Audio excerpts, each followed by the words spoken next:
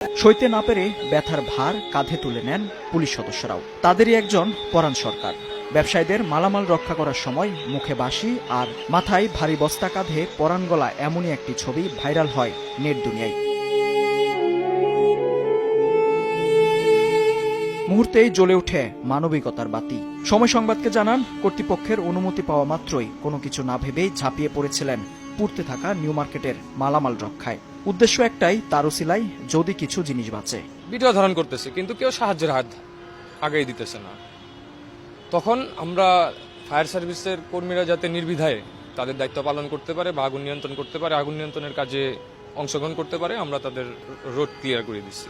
ব্যবসায়ীদের যে কান্নাকাটি, আহাজারি, এগুলা দেখা আমাদের আর সহ্য হয় নাই। চিন্তা করলাম যে এতগুলি মানুষের জানমাল নষ্ট হয়ে যাইব, আমার উসিলায় যদি সামান্য কিছু বাঁচে। সহযোগীদের কাছে আমাদের অস্ত্রগুলি হেফাজতে রেখে আমরা সাথে সাথে ভিতরে ঝাঁপিয়ে পড়ি।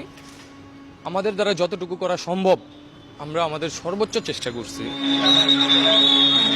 সামাজিক যোগাযোগ মাধ্যমে ব্যবসায়ীদের মালামাল রক্ষার ছবিটি ভাইরাল হওয়ার পর থেকেই ব্যাপক প্রশংসায় ভাসছেন এই পুলিশ সদস্য। তবে জানান, ভাইরাল হওয়ার উদ্দেশ্যে কিছুই করেননি তিনি। সুযোগ পেলে জীবন দিতে চান দেশের জন্য। ব্যক্তিগত